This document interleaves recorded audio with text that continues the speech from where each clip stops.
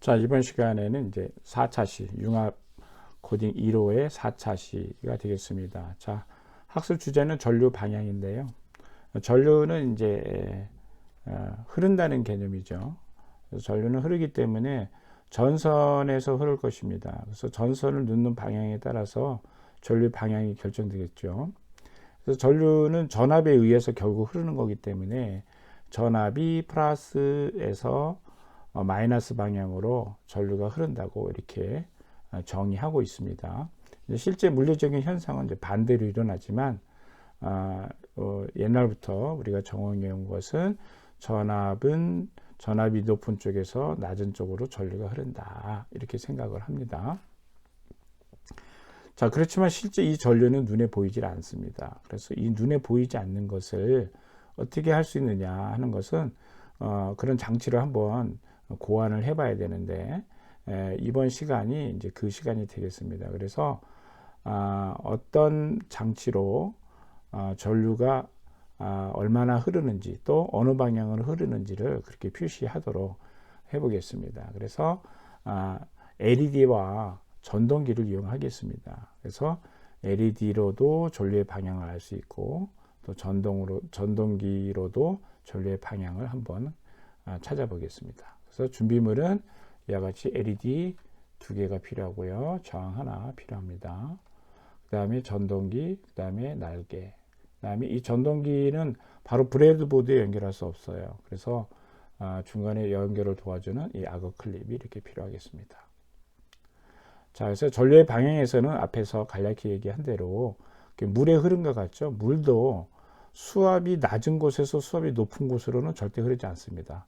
반드시 수압이 높은 곳에서 낮은 곳으로 흐르죠. 자연의 대기 현상도 마찬가지입니다. 자, 그래서 이 흐르는 길에 이제 LED를 켜지게 되면은 전류에 의해서 LED가 이제 일을 하는데 불이 들어오게 되는 거죠. 그래서 근데 LED는 공교롭게도 우리가 앞에서 배운 대로 단방향 한쪽 조건일 경우에만 전류를 흐르는 그런 특징이 있어요. 그래서 이 다이오드를 이용하면 잘만 하면 전류의 흐름을 방향을 표시할 수 있겠다 이런 생각이 들었고요. 그 다음에 전동기는 전류 방향을 바꿔주면 즉 건전지로 전동기를 구동할 때 건전지의 방향을 바꿔주면 전동기가 어떻게 되죠? 회전의 방향이 바뀌게 됩니다. 그래서 그 원리를 이용해서 전류가 바뀌고 있구나 이제 이거를 알 수 있겠습니다. 그러니까 전류의 방향이 바뀌고 있구나 이런 걸 알 수가 있겠습니다. 자, 그러면 문제는 이제 코딩을 하고 연결을 할 건데 코딩을 통해서 전류를 바꿔주려면 마치 건전지를 뒤집어서 꽂는 거하고 같은 효과를 줘야 되기 때문에 그런 효과를 간단하게 이제 포트 제어를 할 수가 있겠습니다. 자, 다음 페이지를 한번 볼까요? 자, 다음 페이지를 보면 배치도에 지금 LED가 이렇게 2개를 썼고 공통으로 위에 한 점에서 모여서 저항으로 이렇게 연결해서 13번으로 연결했습니다. 그리고 반대쪽은 또 다리를 이렇게 2개를 같이 만나는 곳에서 연결해서 10번 연결했어요. 지금까지 만든 거하고 특이한 점은 GND를 사용하지 않는다는 것입니다. 그런데 앞에 우리가 실험을 할 때 논리 연산기를 할 때 보면 여기 전압이 안 나온다, 즉 출력이 안 나온다고 했을 때는 이 전압의 레벨은 이 GND하고 똑같다고 했습니다. 즉 여기 이 10번이나 13번 어느 하나를 끄기 하면 그 끄기 할 때는 얘가 GND가 된다 이렇게 생각해도 되겠습니다. 즉 전압이 낮아진다는 거죠. 자, 이렇게 되면 앞서 우리가 설명한 대로 전압이 높은 데서 낮은 쪽으로 전류가 흐른다고 했습니다.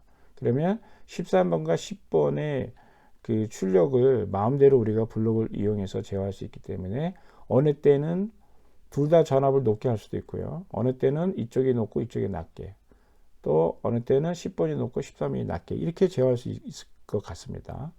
자, 그렇게 되면 이제 전류의 방향이 바뀌겠죠. 전압이 높고 낮음이 바뀌기 때문에.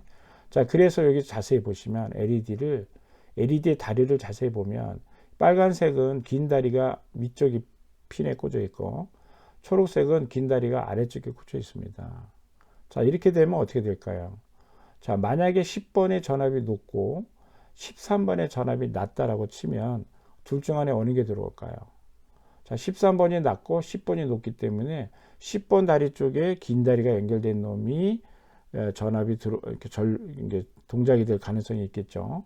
자, 여기 지금 보면은 초록색의 긴 다리가 이렇게 10번하고 연결되어 있습니다. 그래서 지금 방금 전에 제시한 조건이 10번이 전압이 높은 경우이기 때문에 이로서 긴 다리에 연결되어 있으니까 이렇게 전류가 흘러서 13번으로 갈 것입니다. 왜냐하면 13번은 전압이 낮은 끄기의 상태에 있다 그랬습니다. 그래서 전류가 이렇게 흐를 수가 있기 때문에 초록색 빛은 켜지는데, 반면에 이때 빨간색은 어떻게 될까요? 빨간색은 이쪽이 긴 다리 쪽이 전압이 더 낮죠. GND 쪽이니까.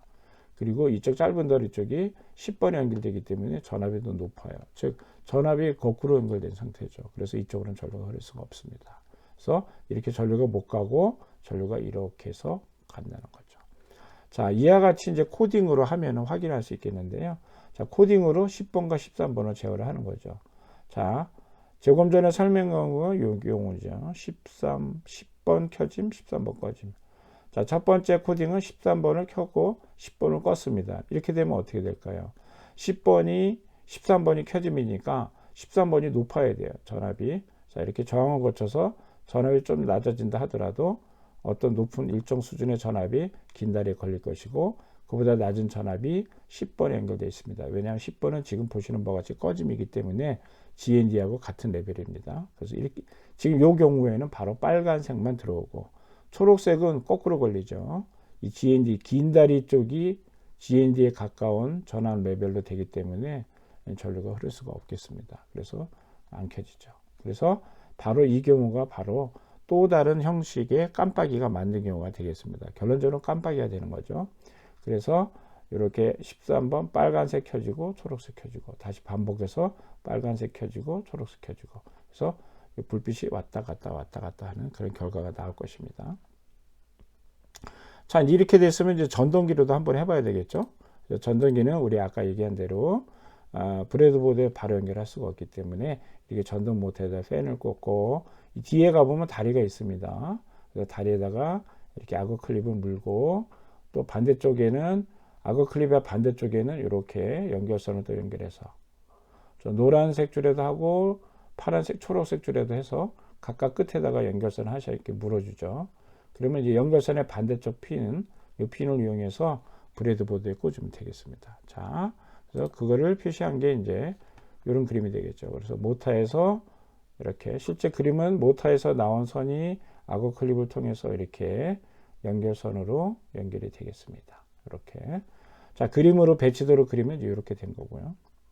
일단은 이제 전선 3개에 무관하게 그냥 10번과 13번에 이렇게 연결을 하고, 아까 그 코딩을 돌리면 역시 전류가 한 번은 13번에서 13이 켜지고 10번이 꺼진 상태라면 전류가 한 번은 검정색에서 빨간색으로 흐를 것이고요.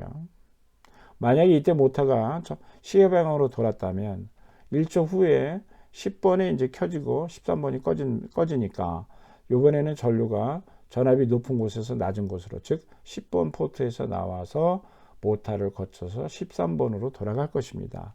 그러면 아까는 시계 방향으로 돌았기 때문에 이번엔 반시계 방향으로 돌겠죠. 그래서 이 회전 방향을 보고, 이 회전 방향이 바뀌는 걸 보고, 전류의 방향이 바뀌고 있구나. 이거를 우리가 또 다시 LED와 마찬가지로 확인할 수가 있겠습니다. 그래서 이와 같이 결론적으로 LED와 전동기, 기타 다른 장치도 있을 것 같은데요. 전류의 방향이 바뀌는 것을 표시하는 전류 방향 지시등을 만들 수가 있겠습니다. 이 전동기가 왜 반대로 이제 극성이 바뀌면 왜 회전 방향이 반대로 되느냐는 다음 차시 전동기 속도 제어에서 자세히 알아보도록 하겠습니다.